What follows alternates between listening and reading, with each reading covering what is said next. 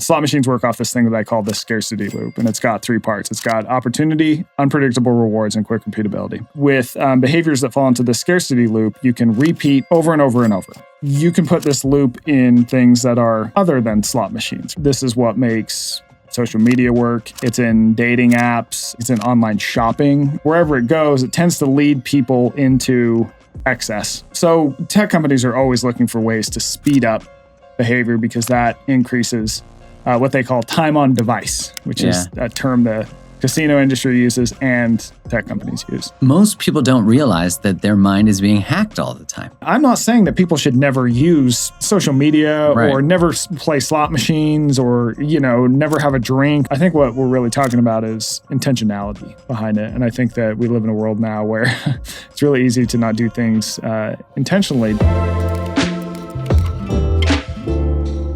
Michael Easter, it's so good to have you back on the pod. Welcome. Thanks for having me back, man. I'm excited to be here. Yeah, the last time you came on, we talked about your book, Comfort Crisis. And then when I was reading this, I was thinking about how I'm so excited to look back on your writing career to see where you went, because I want to know the underlying mission that you'll go on, because you seem to be drawn into these, you have an idea and then you get drawn into this crazy adventures. Mm-hmm. So how would you define the underlying mission that sort of threads these 2 books, which for everybody listening, watching, Scarcity Brain is Michael's new book, and Fix Your Craving Mindset and Rewire Your Habits to Thrive with Enough, which that sounds pretty apropos to the times we're in. Yeah. It's a good question. I mean, ultimately, I'm a journalist, right? So I make an observation that oftentimes it'll be something that doesn't make sense, or I'll be like, I wonder why that is. And then that leads me to chase down the answers. I mean, my job is to not just go, that's interesting, and then Google it and move on with my life. My job is to literally go, okay, we need to talk to all these sources. We need to go all these places. We need to find the answer to this thing. I think what unites these 2 books is, the Comfort Crisis is about how, as our world has become more and more comfortable, we've lost a lot of the things that keep us healthy, that keep us happy. All these important things. This book, Scarcity Brain, I mean, it really looks at why can't humans get enough, I think whereas the Comfort Crisis was slightly more, maybe more of a physical book, this is more like a intellectual book. And it's more, I would say, how does our mind work in ways that oftentimes works against us? You start off talking about Las Vegas, where we are right now. Yeah. Is that what triggered it? Yeah, it was, I would say the first part was I had finished the Comfort Crisis in March of 2020. So this is when the pandemic is popping off, the world is ending. And, I make this observation that right when people realize that the pandemic is actually a thing, we're going to lock down. Yeah. Everyone goes to the grocery store. Everyone thinks that the items they need to survive are scarce, right? So people are just fighting for toilet paper. We're hoarding all the hand sanitizer we can, craziness. But then after that, you saw people start to lean into overconsumption in different ways. So a lot of people gained weight. A lot of people increased their screen time. Impulse purchasing spiked, drug and alcohol use spiked. All these behaviors that I think we would consider either bad or not good, they all started rising. And so I kind of wondered why that was. The question, what I like to say is that, everyone knows that everything's fine in moderation, yet we all suck at it. So true. Why the hell is that? Now, living in Las Vegas is a great town to think about that topic, because this town is literally built to get people in and push them out of moderation, right? Too much gambling, too much eating, too much spending, too much X, Y, Z stimulation. And it really started, I would say, in Las Vegas, making observations about how this town works. We can get more down that rabbit hole, but it is a fascinating place to observe human behavior. I really think of this town as a sort of massive laboratory for observing how humans work and behave and what leads us to overconsume. Yeah, I'd be curious to see if things like slot machines, just by the when you land in Vegas, there is the marketing or branding of Vegas is what happens in Vegas stays in Vegas. So I wonder if just that knowing when you're coming here actually predisposes you to more excess, because you're almost like anonymous in some ways, which of course you're not now in today's world, but there's a perception of that. I'd be curious to see if like a slot machine in Vegas performed more or better than a slot machine in a different place. My guess is probably not, because we are such simple animals that like just change our place and we're like, yeah. So well, I was really intrigued by when you were looking at what makes things like slot machines really captivating. Yeah. And the adjustments, like you talk about a lab on the edge of, I think it's on the edge of town. Can you speak more to that and like what they study there? I mean, it's wild. Yeah. So we don't stand a chance, Yeah. So like I said, Vegas is a weird town. You see a lot of weird stuff. But the strangest thing is that slot machines are everywhere. And even stranger than that is that people play them around the clock. I mean, we're talking about they're at grocery stores, they're at the gas stations, they're at restaurants, like you just said, they're at the airport. And people play and play and play, like 6 a.m. You've probably been in the grocery store super early and there's people sitting there just ding, ding, ding, ding, ding, so ding, ding, ding. It's very strange. Yeah. And so I observed that, like I said right at the beginning. It's like I make an observation and I go, what the hell is up with that? Yeah, you're right? Like, I'm getting eggs. They're losing $2,000 at a freaking Whole Foods or whatever. Yeah. So I want to find out why are slot machines so compelling? Because everyone knows the house always wins, right? It's a behavior that doesn't make sense. The longer you play, the more you lose. It's simple math. So I start by calling up these people who I would consider anti-gambling researchers. And they tell me all these things that the average person has probably heard about casinos. Right? Like, oh, there's no clocks. I say, why do people play slot machines so long? And they're being like, oh, well, there's no clocks in casinos. So people lose their track of time and they play and play and play. Another one told me that casinos don't have right angles because right angles supposedly activate the decision-making part of your brain and that slows down your rate of gambling. Another told me slot machines only play in the key of C. And the key of C is supposed to be relaxing and it relaxes your wallet. Right. And so I'm like, okay, I mean, this sounds kind of weird, but like, all right, you have PhDs, but then I go into a casino and you can pretty easily refute a lot of those claims. I mean, one, no, casinos don't have clocks, but like neither does any other business, right? Like Costco, Target, Walmart, they don't just hang clocks everywhere. Yeah. Right. It's not normal. Yeah. The right angle thing. There's right angles everywhere in casinos. Slot machine screens are a fucking square.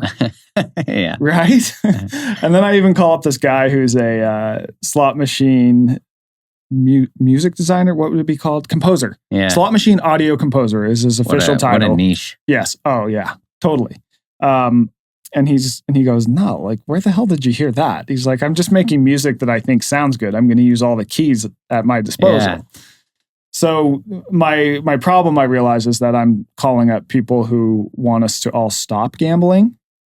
I need to call people who want us to start gambling. Oh, interesting. You got to follow the money on this one, right? Yeah. So long story short is, it's one of those things where this person tells me to talk to this person, tells me to talk to this person. And this leads me to this place in Las Vegas that is this new cutting edge casino. It's on the edge of town, but it's used entirely for human behavior research. So you can't just like go in there and start gambling. It's a full-on working casino, but it's filled with basically PhDs doing, studies on how humans behave in casinos. Mm-hmm. And one of the important parts about this is that it is funded by 73 different companies. So there are gambling companies, like the big ones you see on the strip, like Caesars and Boyd and all those. But there's also a bunch of tech companies involved. So like Adobe, Zoom, all these tech companies. Interesting. And so that's, that you go, oh, that's interesting. So while I'm there, and I can tell you, it is like the twilight zone of casinos. Like you are in a casino, but it's, it's not a casino too. Is it blinded to the people who are there? Or do they know they're enrolling in? Yeah. So you're enrolling in the site. You do? Yeah. Interesting. Yeah. You're enrolling. But while I'm there, I talked to a guy who's a slot machine designer. And he helps me understand how these things work and capture behavior and push people into this decisions that hurt them in the long run. And slot machines work off this thing that I call the scarcity loop. And it's got 3 parts. It's got opportunity, unpredictable rewards, and quick repeatability. So you have an opportunity to get something of value. In the case of a slot machine, it's money, right? Unpredictable rewards. You know that if you keep repeating the behavior, you'll get that valuable thing eventually. But you don't know when, and you don't know how big it's going to be, right? So slot machines, you play a game, the wheels spin, they could land and you get nothing. They land and you get a couple bucks. They land and you get a couple $1,000, right? So it's this crazy range of outcomes. And then third is quick repeatability, which you can repeat the behavior immediately. And this is unlike normal human behaviors. Like if you have an itch and you scratch it, you know the itch is going to go away, right? You do the thing and you're done. That's it. But with behaviors that fall into the scarcity loop, you can repeat and repeat and repeat over and over and over, pretty much forever if you really wanted to. And so then you go back to, okay, well, why are all these companies invested in this place? And that's because you can put this loop in things that are other than slot machines, right? And it'll lead people to repeat behaviors. So this is what makes social media work. It's in dating apps. It's in elements of it are really getting put into new financial apps. I think it's in online shopping in a lot of ways. And it's kind of one of those things that like wherever it goes, it tends to lead people into excess, tends to push them into behaviors that are fun in the short term, because it is fun to gamble in the short term. It is fun to buy crap you don't need online in the short term, but long-term problems. So like with gambling, eventually you end up spending too much. With shopping, you buy all this crap you don't need, on and on and on. When I was reading, one thing that you mentioned is that when they switch from a button, from an arm to a button, there was like a dramatic increase just because of the level, because you were saying repeatability. So it's easier for me to go tap, tap, tap. And you talk about some research on pigeons. Can you share, which I think for you listening, you might be like, pigeons, how does that relate to humans? Unfortunately, quite well. Yes, exactly. Yeah. So the button thing is really interesting when they switched that, it more than doubled the rate at which people gamble. So now people play about 900 games an hour on slot machines. So that's more than we blink. So it's like you can just do. That's bananas. It's crazy. It's totally crazy. But as a general rule, the faster you can repeat a behavior, the more likely you are to repeat it. So time will, just even inserting the element of time and wait will stop people from doing something. Decreases the likelihood that they'll do something. If it takes longer to repeat it. Mm-hmm. So the ability to repeat it. Yeah. Quickly. So here's a good example.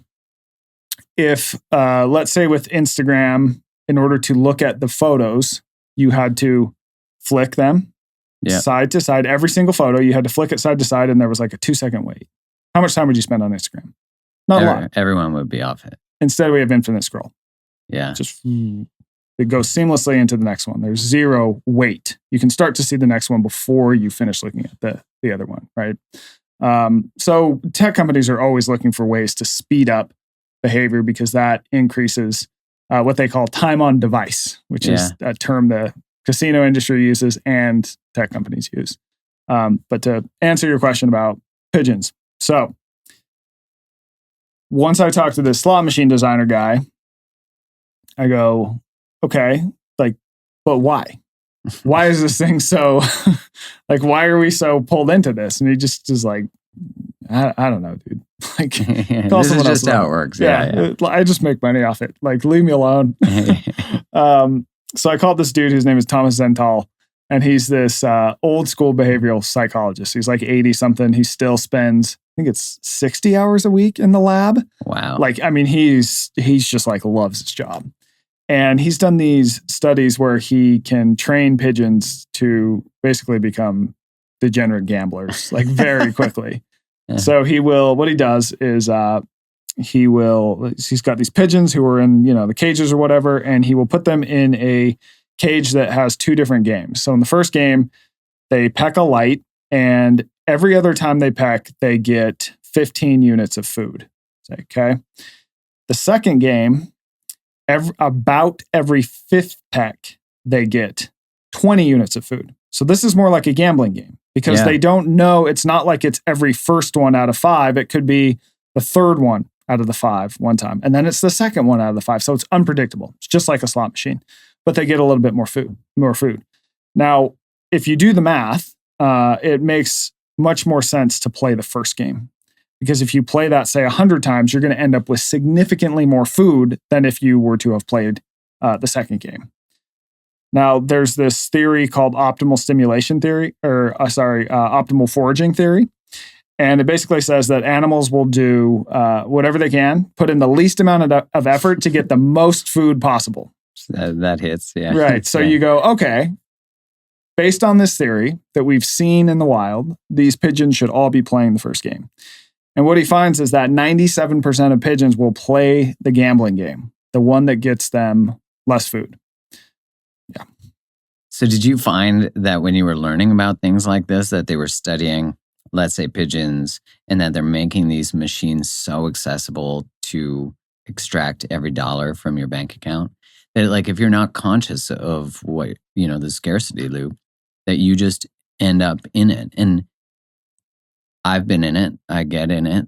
I'm sure everybody listening, if you don't, tell us your secrets. But did you get angry at all that there's such an exploitation of this biological drive, or this I guess it's like a software that's running in us? Yeah.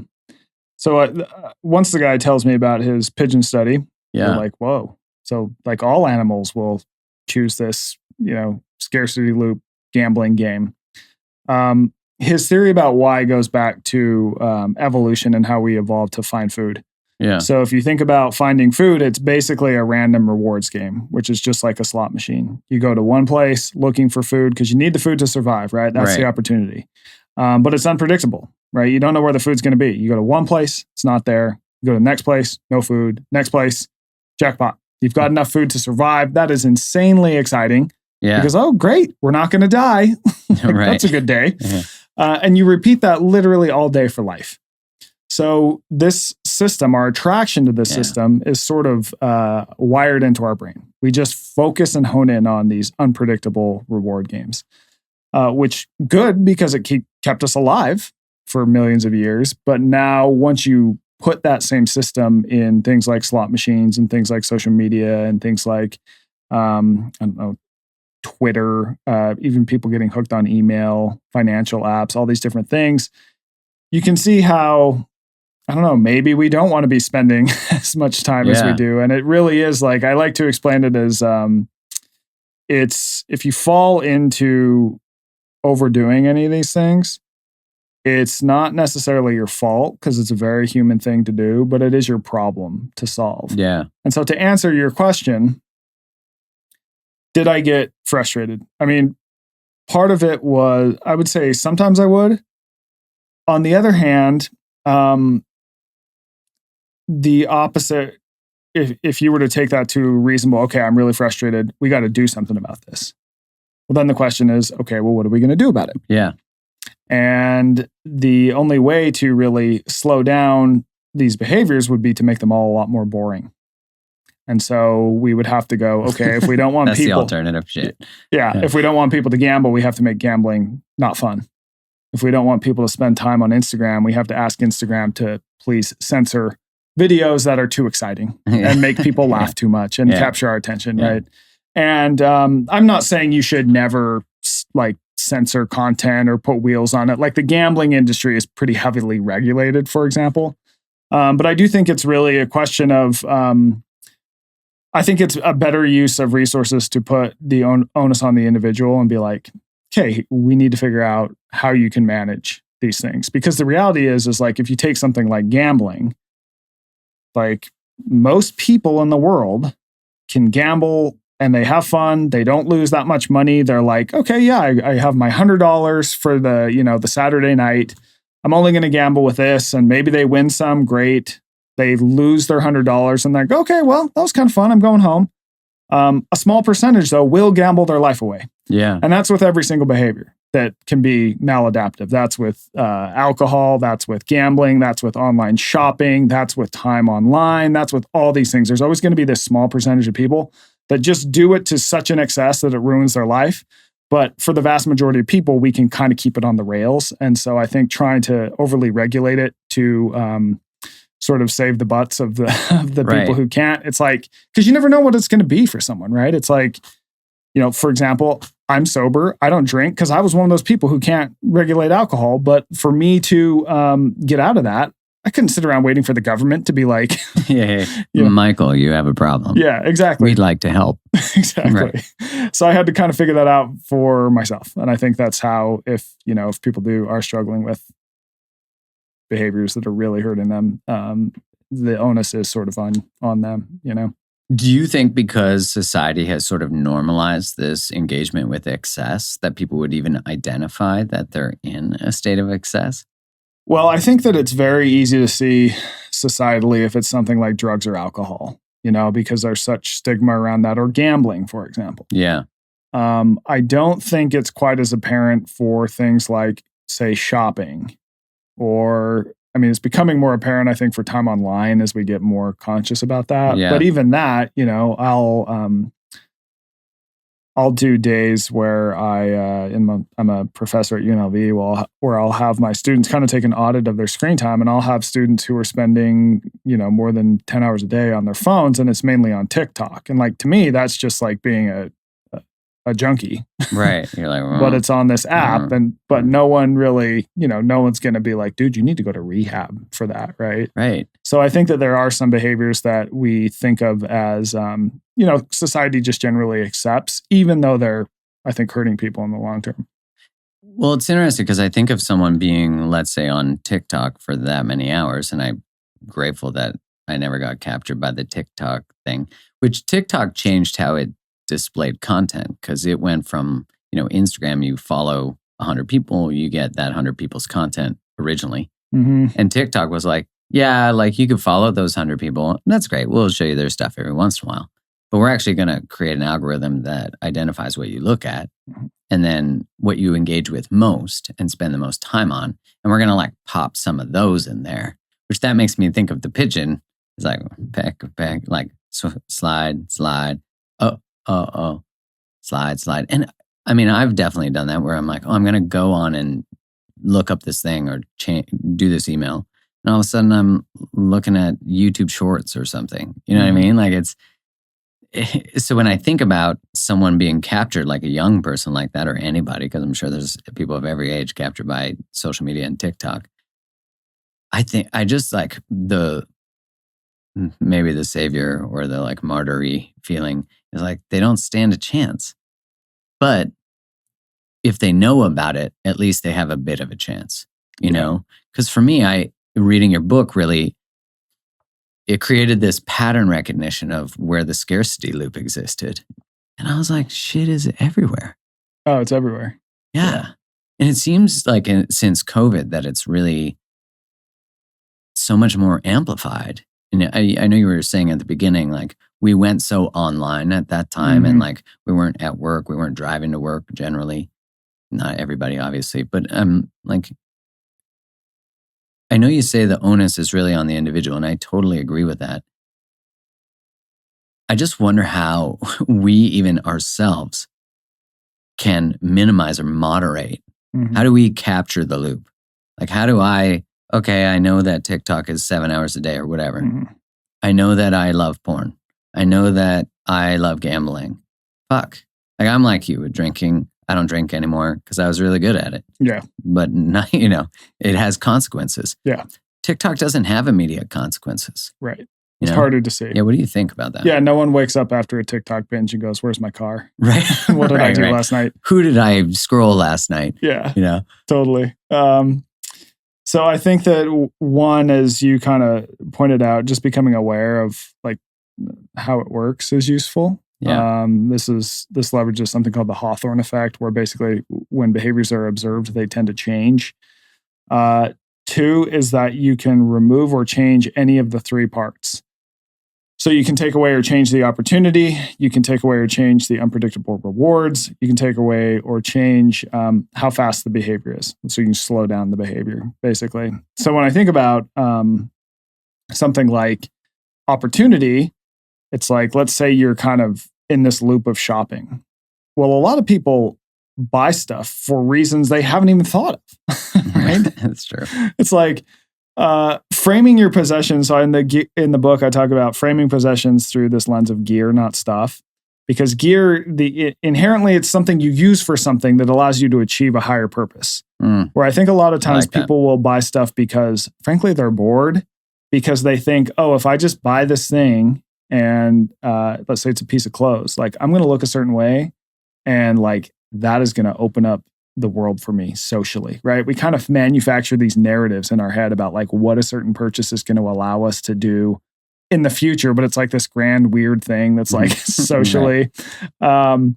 And sometimes we purchase for status too, it's like, I need to have this item because it'll make me, just whatever better person. So I think like thinking of what the opportunity of a behavior is, like, why am I really doing this is the fundamental question we're asking here. And then asking yourself, okay, is that a good reason for doing this? And if it isn't, what else could I do? Like what are better ways to spend my time? When you think of unpredictable rewards, a good one that sounds weird, but totally works, demonstrated in studies with cell phone is, so screen colors are very stimulating and they stimulate behavior. So if you think of like red, if you see a red octagon on the street, it tells you to stop. Yeah. Right. So colors they excite us. So if you can put your phone into grayscale mode, on average, people's screen time drops by at least 40 minutes a day. And that's simply because your phone all of a sudden is now less rewarding. It's quite boring, actually. That makes sense, actually, watching videos in grayscale versus, of course, color. It's crazy how, and at first, like I've done this. I've done that too. You'll start to kind of, like, it's weird. Yeah. But your screen time immediately goes down. And then slowing down how fast you can repeat a behavior. So I talked about, I can't remember if this is before or after we were recording, putting in a pause of if you're purchasing too much stuff, like, okay, I'm going to only purchase stuff in person, because it used to be that you had to go in person to buy things. Yeah. Right. And now you can just do it straight from your phone. Or I'm going to put in a 7-day holding period on any online purchases. And I guarantee once you hit that seventh day, your likelihood of actually buying that thing that you thought was like such a great idea, you're like, oh, maybe I actually don't need to do this. Right. And you can apply that to any of the things I look at in the book. So the book really looks at these things that were more or less built to crave, everything from food to stuff, information, status and influence, etc. What is the experience, though, that we have to sit through or understand between the interruption of the loop? Oh, it's uncomfortable. Yeah. You're like, it's uncomfortable. Yeah. So how do you encourage people be with that? Solve all of humanity's crises. I do think it's a noticing, and I do think it's one of those things where there's not an easy answer. Yeah. It is just like, okay, can I become aware of it? Yeah. As I'm aware of it, how does this feel? How bad is it? And I think most of the time, the first handful of times you do anything new, that's a change in a behavior that might be a harder behavior, the harder choice to make. It is challenging, but the more you do it, the easier it becomes. It's like exercise. Yeah. If you haven't gone for a run in 10 years and you go for a run, you might feel like you're going to die in 2 miles. Right. But then you do it 2 days later. You're like, okay, I felt pretty close to death, but not as bad. And then you repeat that, and all of a sudden it's like 2 miles is nothing.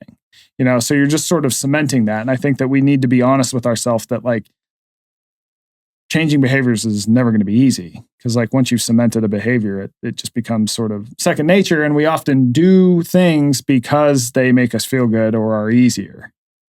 I think we so often too don't want to acknowledge that we're driven by biological processes. Mm-hmm. Like I think one of the arrogances of being human, for the most part, is the concept that we have free will.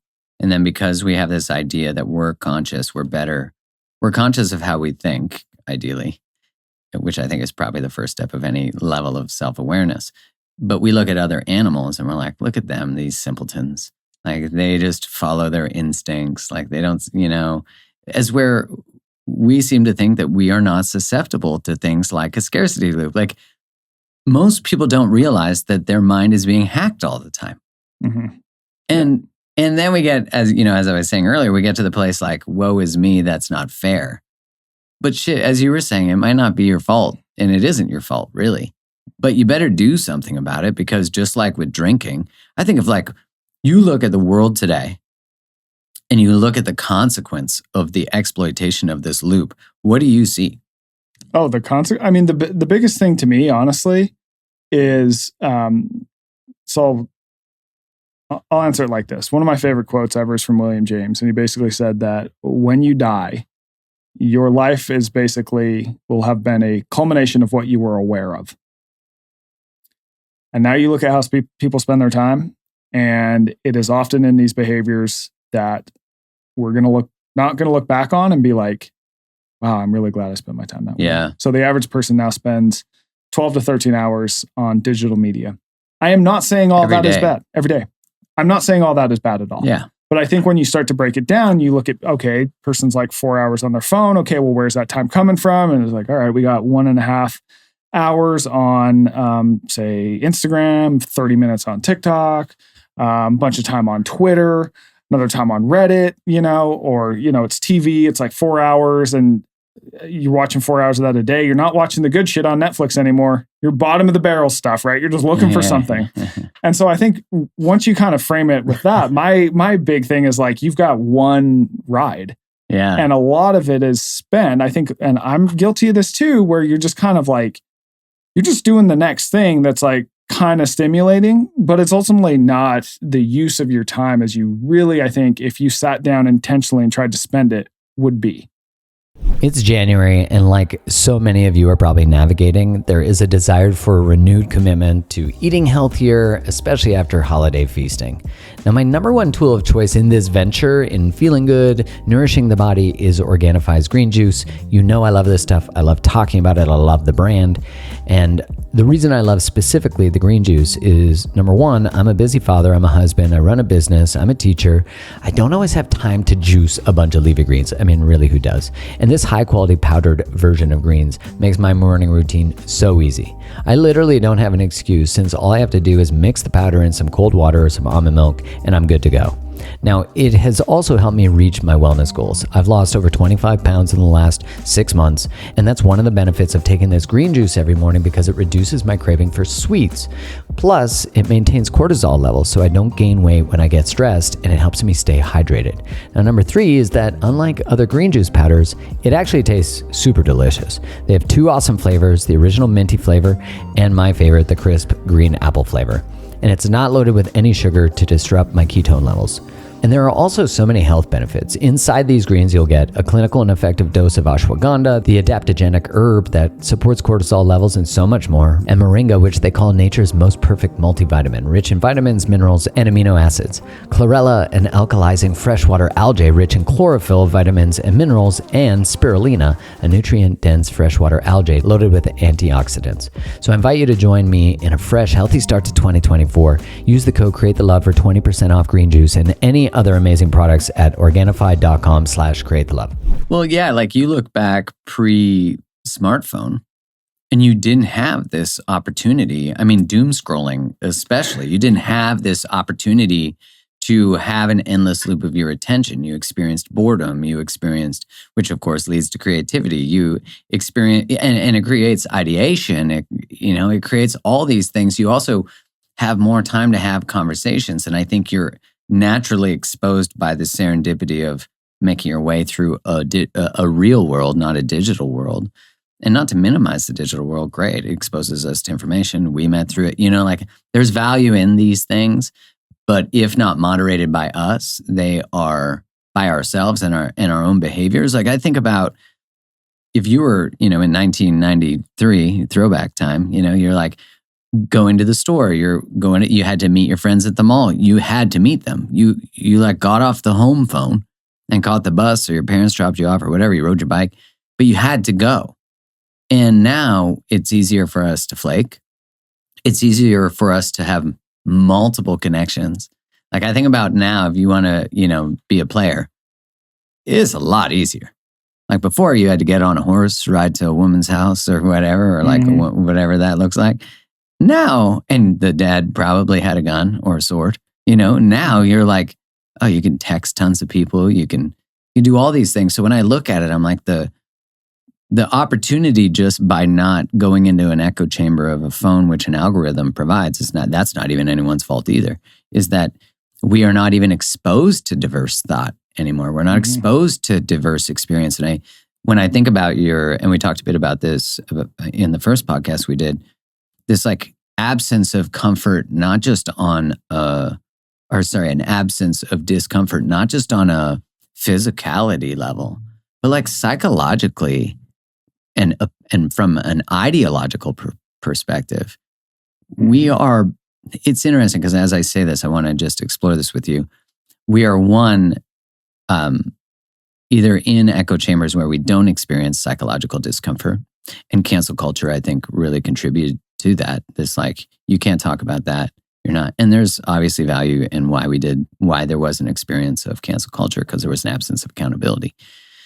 And you talk in the book about like people like Trump in the news media and how there is also this appeal of, I guess, what do you call it? Like rage or like, why did he spend so much more time in the media loop? And why does media have they been reporting more bad stories than before?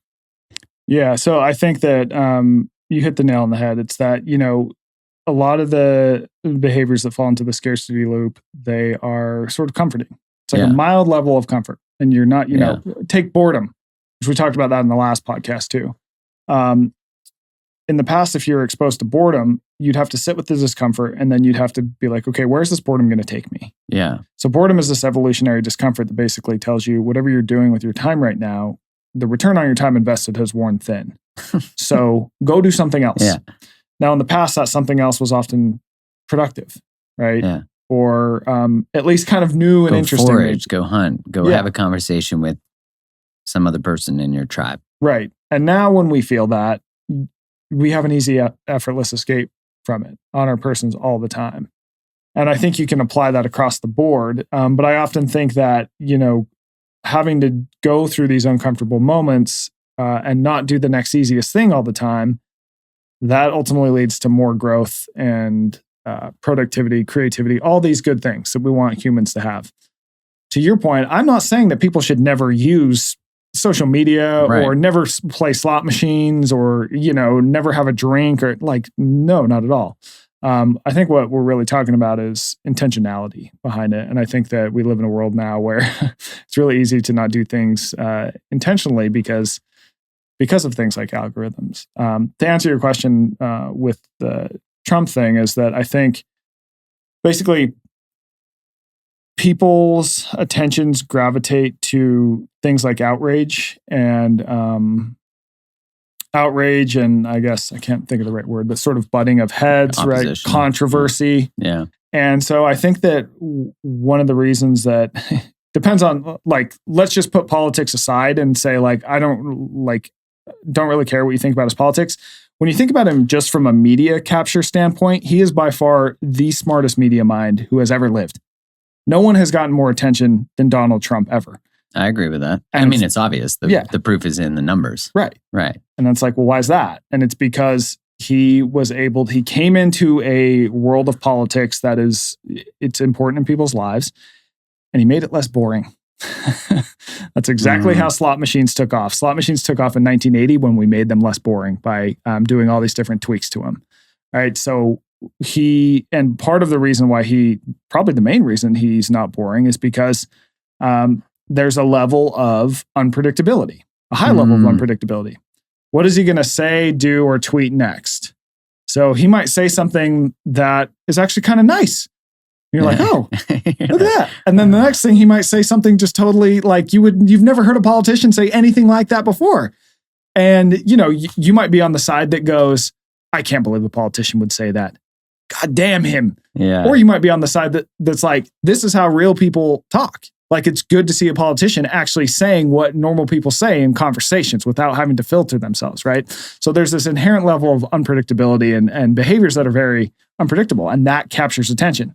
Now, you might think that, oh, I'm blaming Trump or something like that. I don't blame that at all. I think that you're seeing it from politicians on all sides of the aisle now. Right. A lot learned from that. And I'd say all the people who are really sort of the most media focused when they'll pick up a story from them in a tabloid are people who are unpredictable, controversial. We like to watch people's failures too, which is really crazy.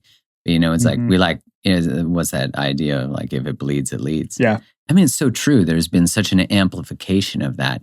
When I think about you didn't know about a war across the world back in the day. Right. And now you know about a lot of conflicts, but they don't report on every conflict. You know about the ones that perhaps media selects to highlight a little more for whatever agenda that might be.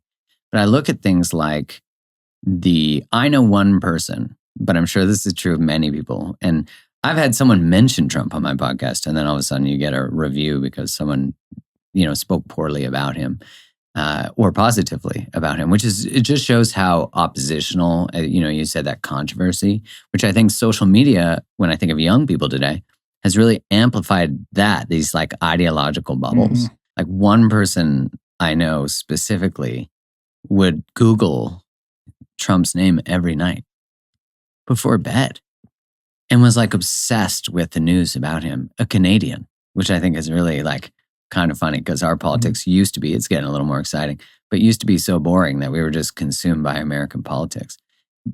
But that their whole life was being enraged by him.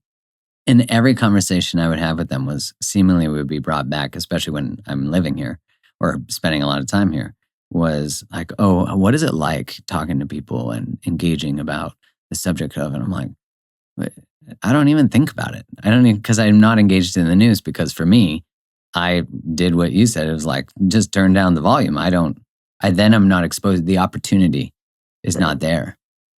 Yeah. Well, I think that, so something I talk about in the book is, I'll say two things, is that 90% of news is negative, and that holds across time.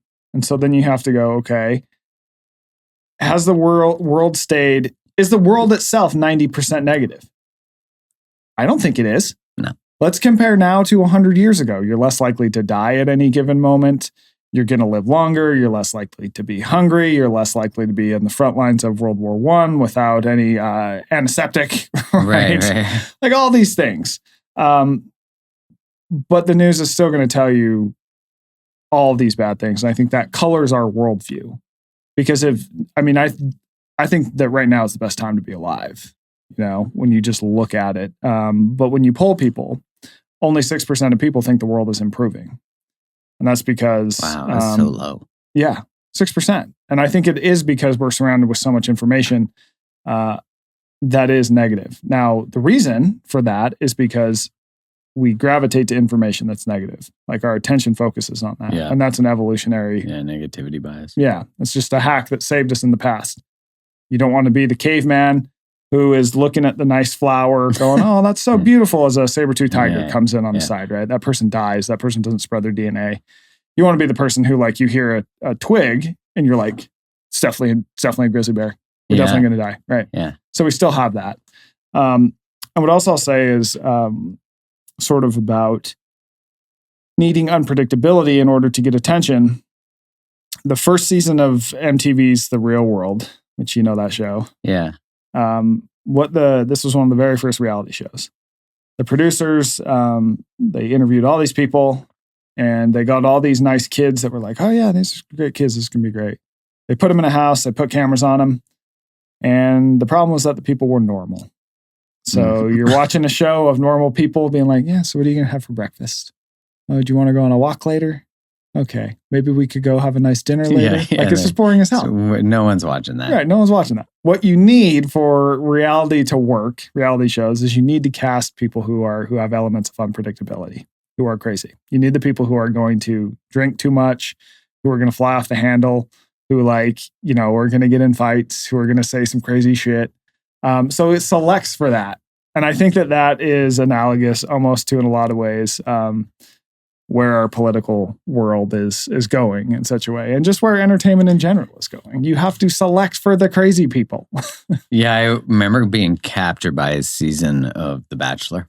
Yeah. And one of the characters that really captured me was someone who was just totally unpredictable. He was gaslighting. He was so manipulative. And then I was talking to a buddy of mine who was on The Bachelor, and they had asked him if he wanted to be like the main one. He had been on The Bachelorette. Mm-hmm. And he was telling me that when they cast it, he said, like, they give you a heads up, like, yeah, there's in the rose ceremony, like you're going to give roses to who you want to, but there's a few that we need you to give them to. Like they're just getting through. Yeah. Because they have that element. He's like, you'd never pick them. Like you knew in the first time you met him, not happening. But he's like, you got to keep him. Which I was like, that's so true. Because when I looked at my experience of that season, which was also that show Love is Blind.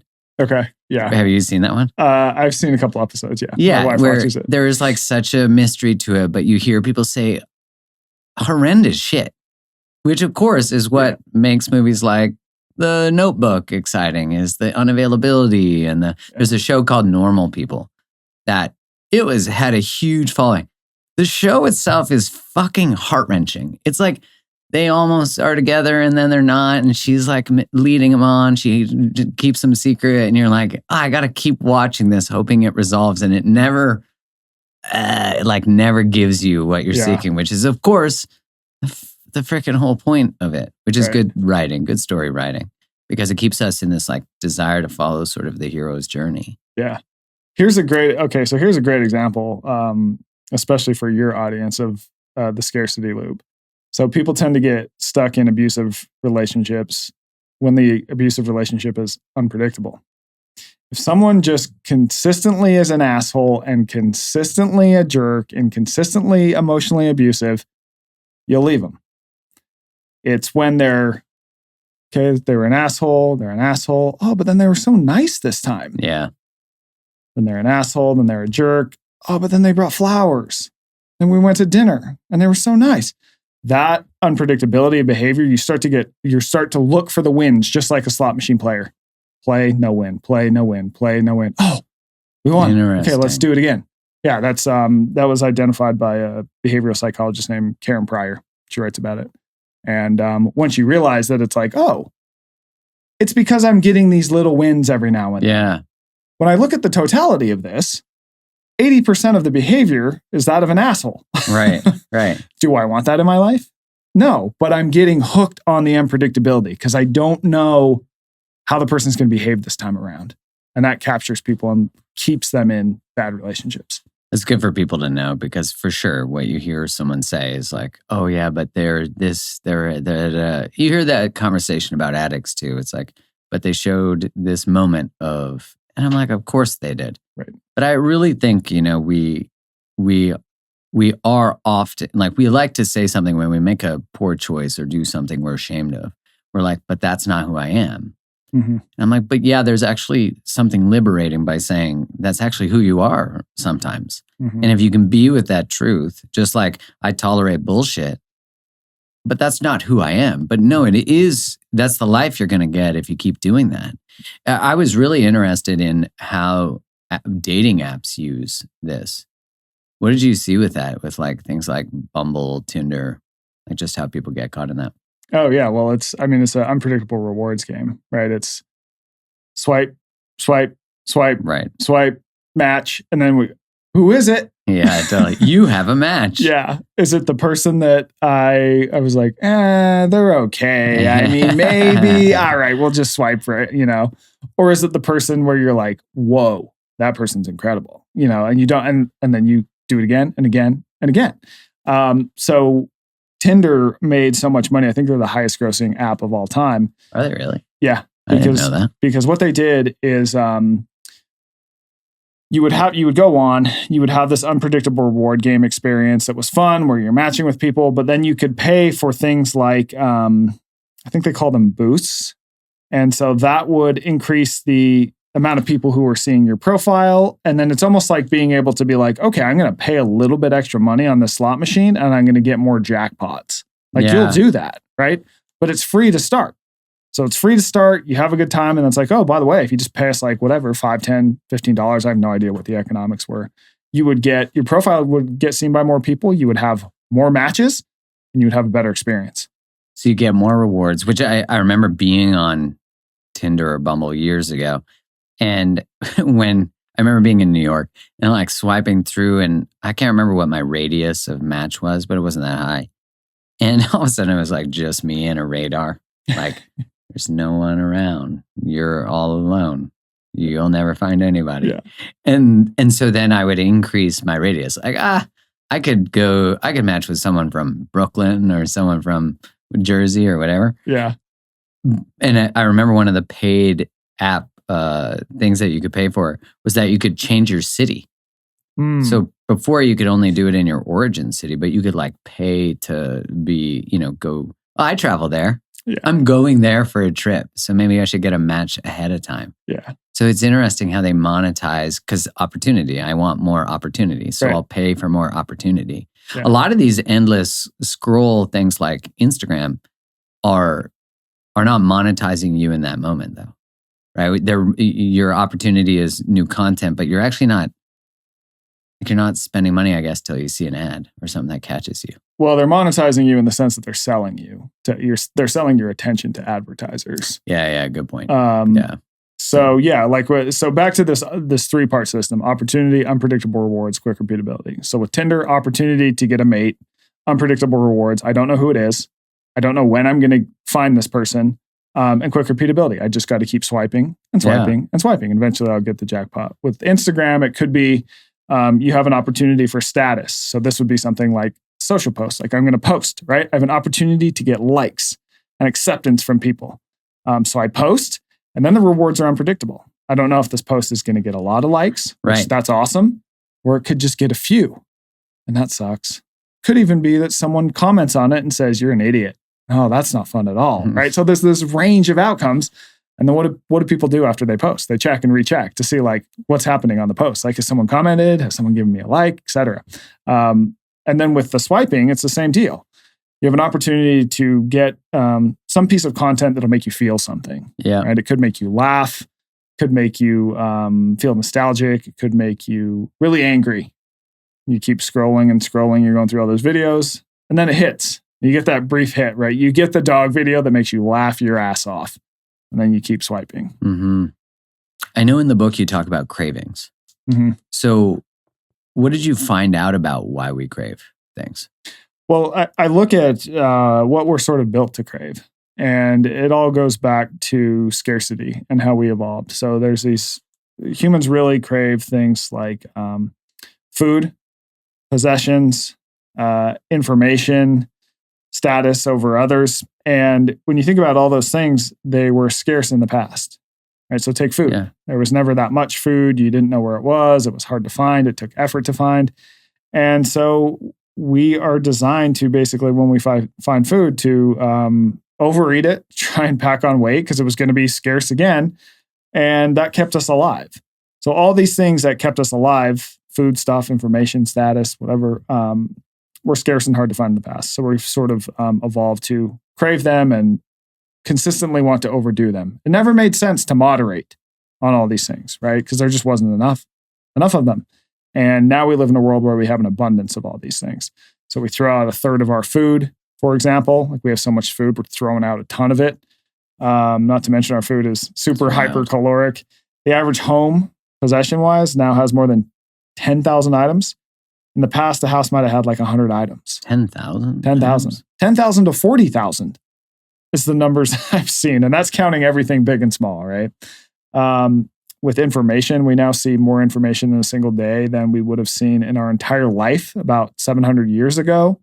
When you think of status, it used to be, how many people were you going to influence in a day? Right. Maybe, your people's tribes rarely got over 150 people. So you kind of knew how everything worked. You could only influence so many people. And now you can go online and put something online that influences the behavior of thousands and maybe even millions of people all at once. And we now have, like for example, with social media, your sort of status or influence is ranked. It's quantified. You have X amount of friends or followers or whatever it is. Yeah. You have X amount of likes. And that's different than we've ever had to deal with in the past. And so just all these changes to our environment and these things that we are built to crave, I think has in turn changed us. Why do you think we can't move from this space of we would normally, as you were saying, any of those things we would want to accumulate because there was a chance they would go away. There was a chance we wouldn't find more. Status inferred likely a lot more safety, more mate options, all that kind of stuff, which you see all those things being exploited in the advertising. Yeah. You know, so how do we move from being driven by scarcity to being driven by abundance? Because a lot of people I'm sure listening are like, there's not abundance, you know, or that's bypassing the reality of a scarce world, or, you know, whatever it might be. Yeah. Well, I mean, what I would say to that is, I mean, we can kind of split hairs all day, but the reality is that we have more of these things that we're built to crave than any other time in the world. And here's how I'll answer your question. So going back to the guy with the gambling pigeons, okay, we learned that, you know, 97% of them will choose the game that gets them less food. 97%? 97% choose to gamble. 97% choose to gamble. They choose to not get the game that is the better use of their time, realistically, right? But what he finds is that, so these pigeons, they live in these small cages, relatively small. They're kind of cooped up. The researchers are like, yeah, they seem to have decent lives. Like they're just in these cages, whatever. He did this experiment where he put them in this really big cage, and it was designed just like the wild. So the pigeons had to basically work to exist. They had to build nests. They had to go find food. They would go up onto cliffs, which is like where pigeons like to hang out in the wild. They would hang out with their other pigeon friends, whatever. They do these things that pigeons are designed to do. And then he would put them back in the game. And literally every single one chose the smarter game, the game one. Wow. Yeah. And from there, the guys goes, and when you think of humans today, we live a lot different lives than we did in the past, right? We don't have to be active. We don't have to forage for food. Our social connections aren't like they were in the past. On and on and on, right? Because in the past, we were working hard all the time. We were present in the environment, having to do things to make sure that we could live on another day. But today, we don't have that, right? Everything's changed. And he said, you know, when you think of us today, I think when we don't have these sort of fundamental needs met, we search for stimulation from something else. We gamble, we drink too much, we buy too much stuff, we spend too much time on social media. And it all goes back to this idea that's called the optimal stimulation theory. And it basically suggests that all animals need a certain amount of stimulation in their life to sort of be well. And if they don't get it, we go looking for it from somewhere else. So these pigeons cooped up in their cages, they're getting stimulation from the gambling game, right? It's giving them something that's just capturing their attention and making them feel like they're moving. They don't have they're not free. They're not, Right. And so I think when you sort of apply that to humans, it's like, what can I do that's going to give me deeper meaning? And it's probably not going to be the easiest thing, right? Could be more time outdoors, developing some hobby that helps others, volunteering, finding some bigger thing that takes your time and effort in a place that is highly stimulating, but leads to a long-term reward. Because right now we live in a world where we have all these different behaviors we can do that are fun in the short term, that are stimulating in the short term, but they're detrimental in the long run. Yeah. So how can I find behaviors that are might be a little bit challenging in the short term? They're not going to be as fun as scrolling Instagram mindlessly or playing a slot machine. Have elements of challenge, but give me these long-term rewards that keep me healthier and happier over time. Do you think it's a fair argument to make that the presence of the 97% being probably accurate to our actual population distribution of addiction to devices and shopping and all those things? I think about those 3% of pigeons. I'm like, way to go. We need to breed those pigeons. We need to do the same with people. But I'm curious, do you think it is evidence that as a society, like if you have an addiction to TikTok, it means you have an absence of meaning. It means that you have an absence of maybe deeper connections, all these things that you're talking about? Yeah, I think if you have an addiction, then totally. Yeah. I really see addiction as a symptom of some underlying problem. I think we've traditionally in the US, we've thought of addiction two different ways. We've thought of it as the person being a bad person, right? They're making this like selfish, terrible choice. So put them in jail, with drug addiction. Or we've thought of it as a brain disease, where it's like this person just has this like they have zero agency. It's all just like these brain chemicals that are leading them to predisposition. Yeah. And by the way, the brain disease model says that it's a compulsive behavior that you're probably not going to get out of. Mm-hmm. And I think that neither one is right. Like I definitely don't think that addicts are bad people at all. But I also don't. I also think that sort of boiling down addiction to like, oh, this chemical fires here, that's not it either, right? I think you tend to see that people who get addicted to something have something missing in their lives. Yeah.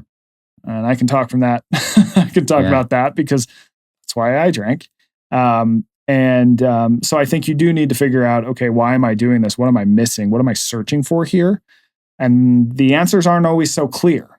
There's a lot of different reasons why people become addicted to behaviors, but I think you need to find the underlying reason and start to take actions to solve it.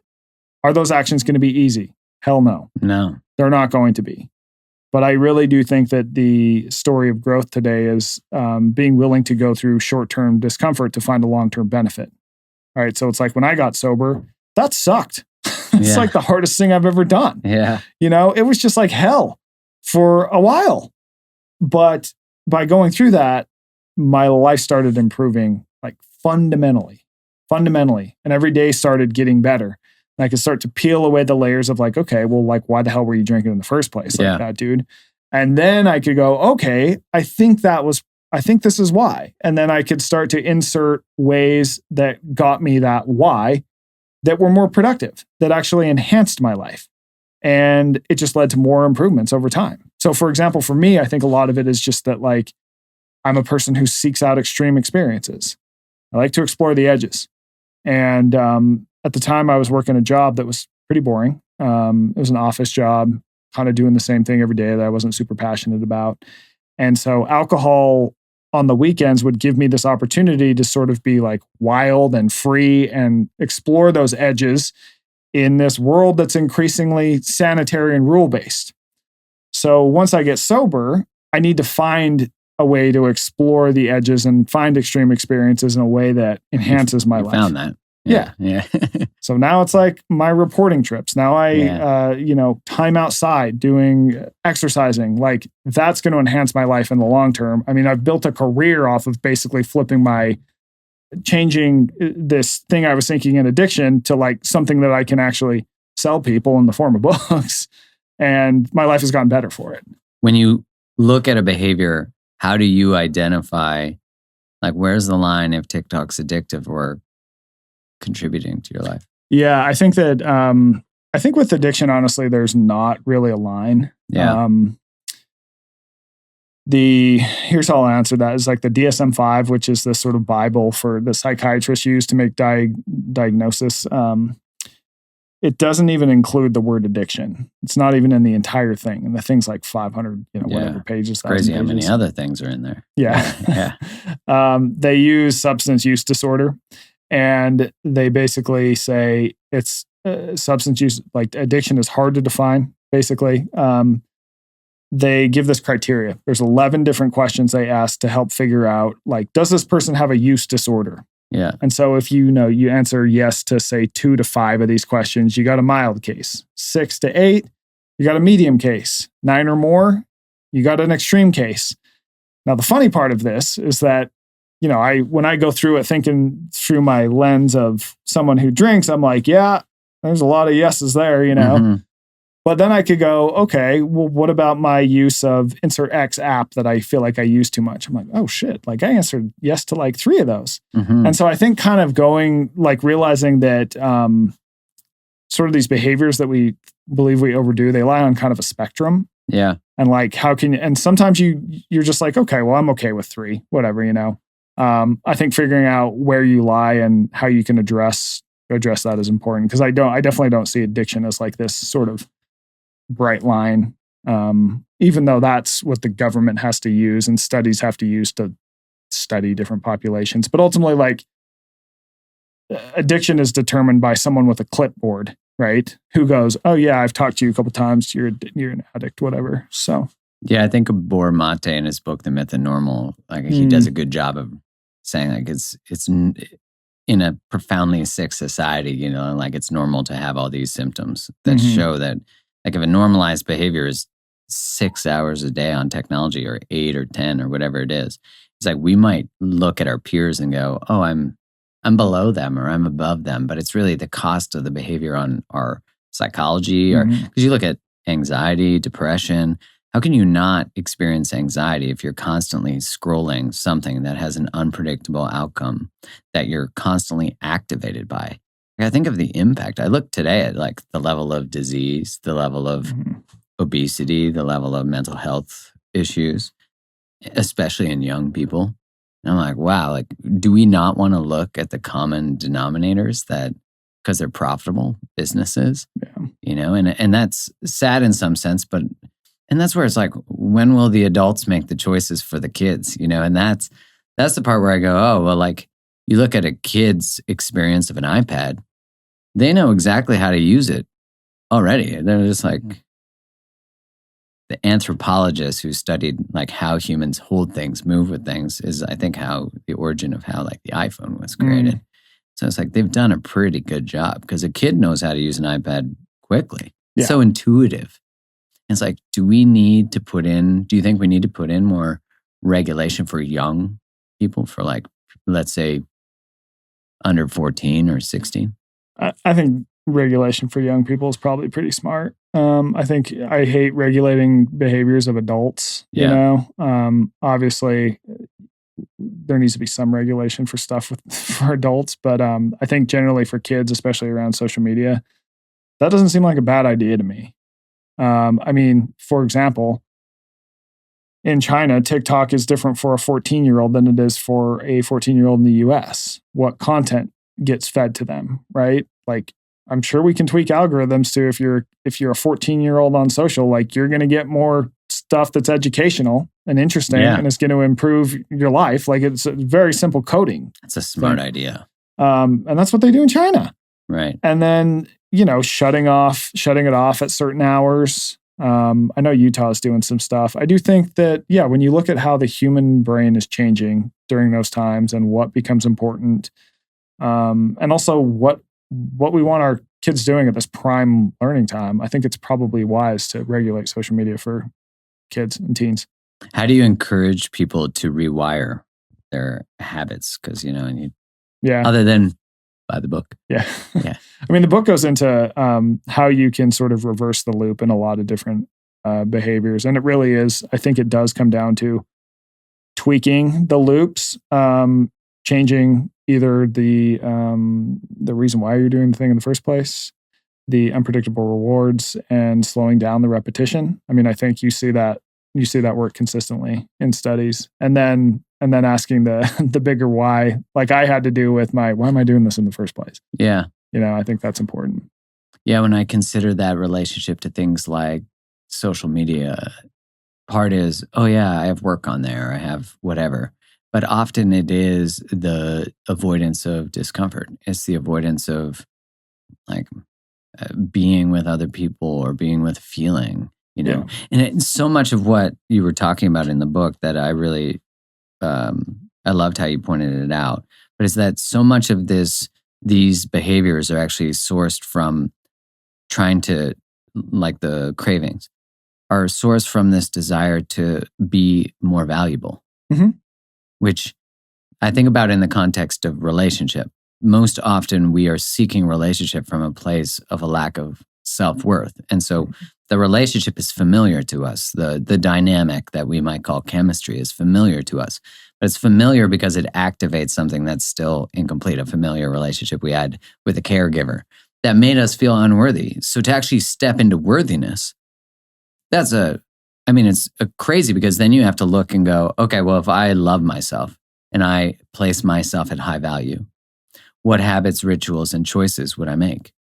Well, the unfortunate thing is that the majority of the things people are currently choosing would probably not line up. Right. And then we got to be with the shame and the guilt that comes with the recognition that behaviors we do are harming us. Mm-hmm.